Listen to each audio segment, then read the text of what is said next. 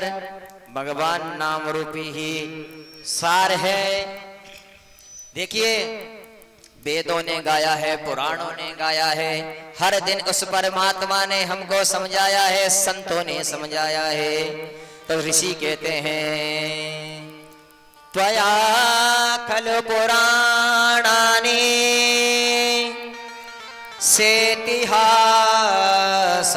चानघ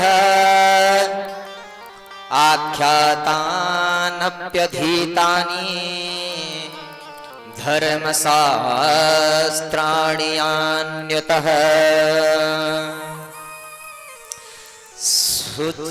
ऋषियों ने कहा, हे सूत जी महाराज, आपने समस्त इतिहास, पुराण और धर्म शास्त्रों का विधि पूर्वक अध्ययन किया है तथा उनकी भली भांति से व्याख्या की है।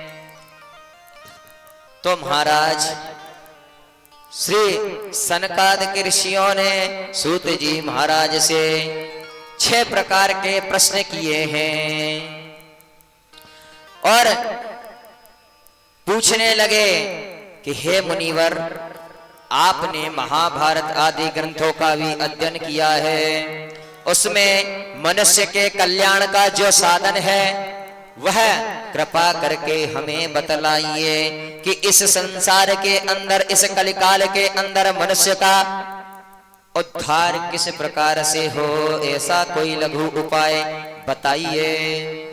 और दूसरे प्रश्न में पूछ रहे हैं श्री सनकादिक ऋषि कि कलयुग में व्यक्ति अल्पायु का होता हुआ जा रहा है, आलसी भी है और नाना प्रकार के रोगों से ग्रसित होता हुआ जा रहा है और उपद्रव से ग्रसित होते हुए जा रहे हैं। तो इन शास्त्रों में इनके समाधान का कोई उपाय आप जानते हो तो कृपा करके हमें बतलाइए। और तीसरे प्रश्न में श्री सूत जी महाराज से सनकादिक ऋषियों ने पूछा, हे भगवान श्री कृष्ण जिस कार्य की अभिलाषा से भगवान देवकी, माँ देवकी के गर्भ से माँ कौशल्या के घर पर किस प्रकार से आए हैं, उनका भी आप विस्तार पूर्वक वर्णन कीजिए। क्या भगवान माता के गर्भ से जन्म लेकर के आते हैं, क्यों आते हैं और जन्म लेकर के इस पृथ्वी पर क्या करते हैं, वह सब हमें बतलाइए। चौथे प्रश्न में श्री सूत जी महाराज से पूछा, गंगा के जल की तरह प्राणियों को पवित्र करने वाली मुनियों के द्वारा कहे गए भगवान के उन अनंत चरित्रों को श्रवण करवाइए, जिससे ब्रह्मादिक देवता भी मोहित हो जाते हैं। वह परमात्मा क्या करते हैं, क्या नहीं करते, उसका भी आप विस्तार पूर्वक वर्णन कीजिए। और 5वें प्रश्न में कहते हैं कि भगवान के मत्स्य आदि अवतार की आपने सुंदर उनकी कथा सुनाइए। 6ठे प्रश्न में कहते हैं, ब्रूहि योगेश्वरे कृष्णे ब्रह्मण्ये धर्मवर्मणि स्वां काष्ठा मधुनोपेतो धर्माकं शरणं गतः। हे प्रभु, जब भगवान इस धराधाम पर आते हैं और अपनी लीला का समापन करके जब धराधाम छोड़ करके जाते हैं तो धर्म किसकी शरण में गया, वह कृपा करके हमें बतलाइए। तो व्यास उवाच इति संप्रश्न संहृतो विप्राणां रोमहर्षणि प्रतिपूज्य वचस्तेषां प्रवक्तमुपचक्रमे।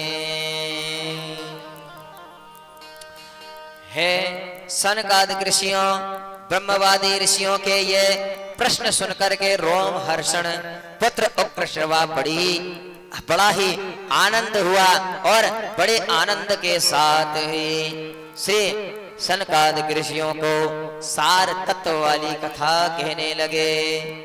तो कहा कि जो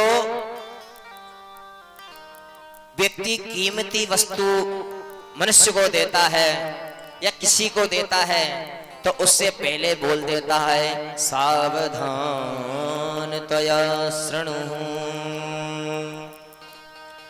हे भाई, जो मैं आपको चीज दे रहा हूं उसको सावधानी से लेना और सावधानी से रखना। ये खो ना जाए, ये टूट ना जाए, ये फूट ना जाए, या कोई चोर चोरी करके इसको लेकर के ना चला जाए। तो मैं आपको यह कीमती वस्तु दे सकता हूं।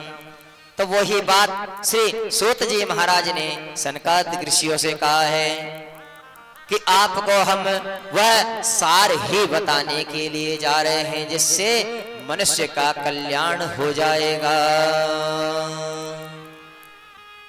तब सूत जी महाराज ने कहा कि पहले हम अपने गुरु का स्मरण कर लेते हैं, गुरु की वंदना कर लेते हैं।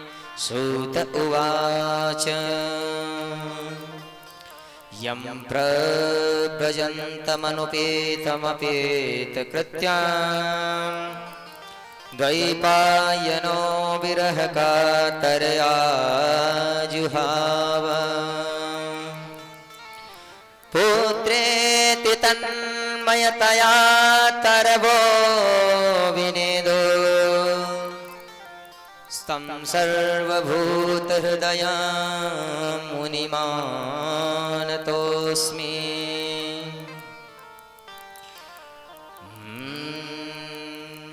एक बार श्री व्यास जी महाराज यं प्रव्रजन्तमनुपेतमपेतकृत्यं द्वैपायनो विरहकातरे आजुहाव। श्री सुखदेव जी महाराज जन्म लेते ही जंगल की ओर चले जा रहे हैं और जंगल की ओर जा रहे हैं। पीछे से पिताश्री भी दौड़ते हुए जा रहे हैं। विरह कातर आजुहाव, विरह में कातर होते हुए, आतुर होते हुए, बिलखते हुए, रोते हुए जा रहे हैं। बोल रहे हैं पुत्रेति तन्मयतया तरवो विनेदो।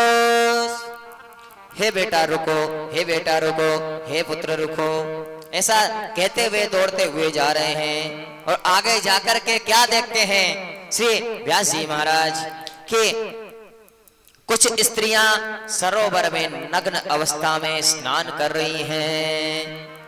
और उस अवस्था में जब स्त्रियों को स्नान करते हुए श्री व्यास जी महाराज ने देखा और उन स्त्रियों ने श्री व्यास जी महाराज को देखा, तो व्यास जी महाराज को देख करके वह स्त्रियां अपने अपने वस्त्र उठा उठा करके पहनने लगी। तब व्यास जी महाराज ने कहा कि देवियों, जब मेरा 16 साल का पुत्र आपके सामने से नग्न अवस्था आपके सामने से जा रहा था तब तो आपने वस्त्र नहीं पहने और मेरे आते ही आपने वस्त्र धारण कर लिए हैं। इसका कारण तो बताइए देवियों।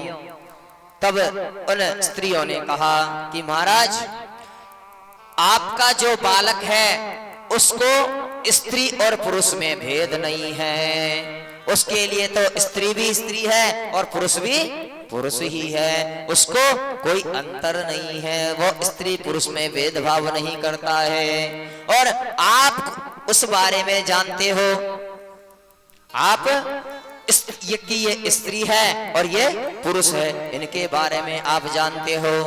इसलिए हमने हे महाराज आपको आते ही वस्त्र धारण कर लिए हैं।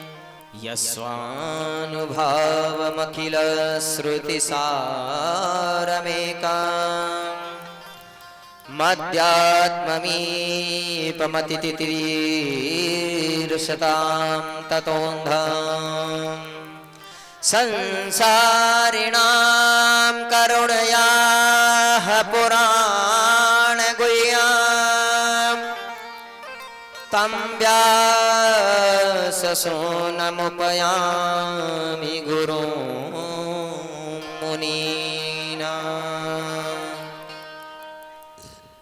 श्रीमद् भागवत अत्यंत गोपनीय है, यह रहस्यात्मक पुराण है। इसके अंदर आप अनेक भक्तों के, अनेक दुष्टों के, इनकी सबकी कथा को सुनोगे। और यह भगवान का अनुभव कराने वाला ग्रंथ है, समस्त वेदों का सार है। मत्यात्म दीपमतिति सताम ततोंधम, जो संपूर्ण शास्त्रों का सार है। और संसार में फंसे हुए जो लोग हैं, इस घोर अंधकार से पार पाना चाहते हैं, उनके लिए आध्यात्मिक तत्वों का प्रकाश करने वाला यह अद्वितीय दीपक है। तो आचार्य श्री सुखदेव जी महाराज इसका वर्णन करते हैं। तो मैं ऐसे श्री सुखदेव जी महाराज की शरण में जाकर के उनको प्रणाम करता हूँ। नारायणं नमस्कृत्य नरं चैव नरोत्तमं देवीं सरस्वतीं व्यासं ततो जयमुदीरये। भगवान नारायण को नमस्कार करते हैं, माता वेद स्वरूपा सरस्वती को प्रणाम करते हैं, श्री व्यास जी महाराज को नमस्कार करते हैं, प्रणाम करते हैं। इस प्रकार से प्रणाम करके ऋषियों ने अपने संपूर्ण विश्व कल्याण के लिए बहुत ही सुंदर प्रश्न किया। और यह प्रश्न जब किया तो ऋषियों ने कहा कि हे ऋषि, सूत जी महाराज से कहने लगे, हे ऋषियों, प्रत्येक कथावाचकों को चाहिए कि भगवान के अवतारों का वर्णन करें, इनके श्रेष्ठ श्री नमन नारायण की और व्यास जी की जय जयकार करके धर्म आदि ग्रंथों का पाठ का आरंभ करना चाहिए। कि पूछूं रघुपति कथा प्रसंगा, पूछूं रघुपति कथा प्रसंगा, सकल लोक जग पावन गंगा, सकल लोक जग पावन गंगा।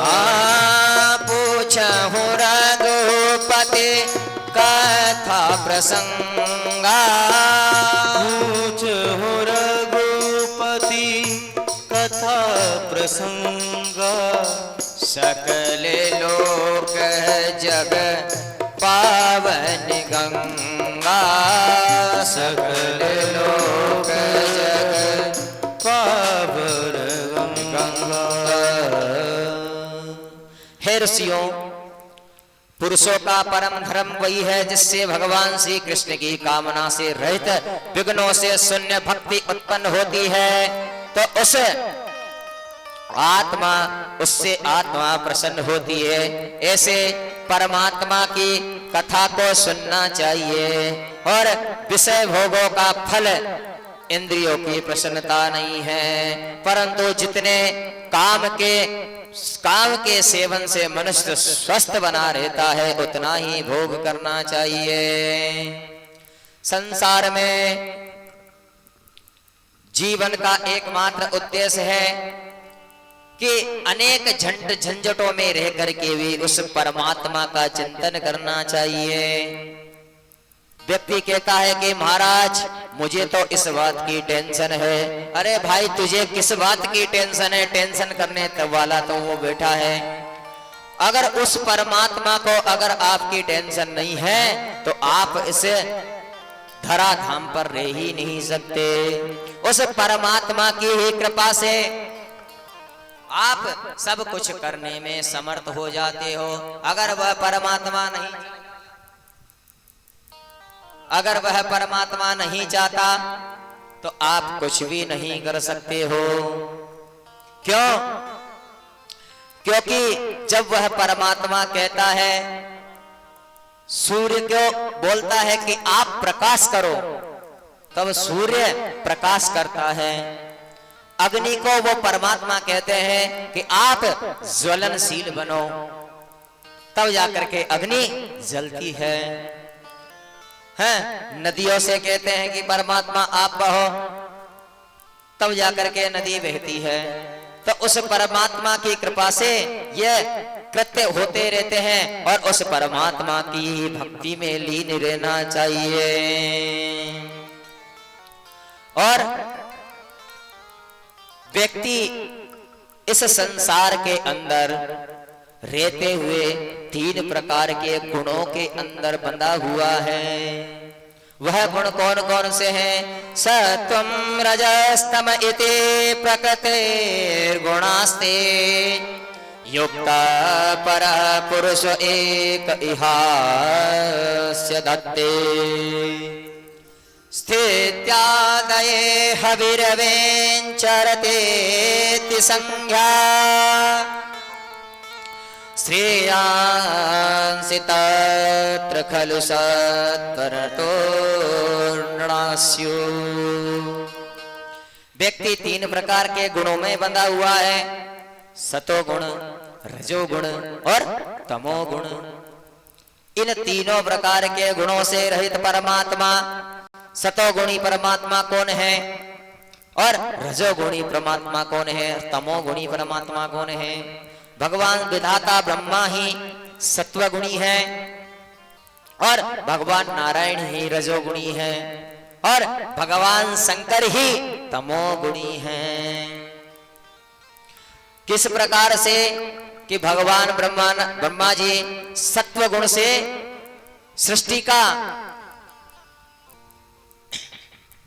सृजन करते हैं, पालन करते हैं और भगवान नारायण रजोगुण से ही पालन करते हैं और भगवान शंकर तमोगुण में आकर के संहार भी कर देते हैं। और इस संसार की स्थिति, उत्पत्ति और प्रलय के लिए अद्वित परमात्मा ही भगवान विष्णु रुद्र के रूप में ही अवतार ग्रहण करते रहते हैं। फिर मनुष्य का परम कल्याण तो सत्वगुण स्वीकार करने से ही श्री हरि से ही होता है।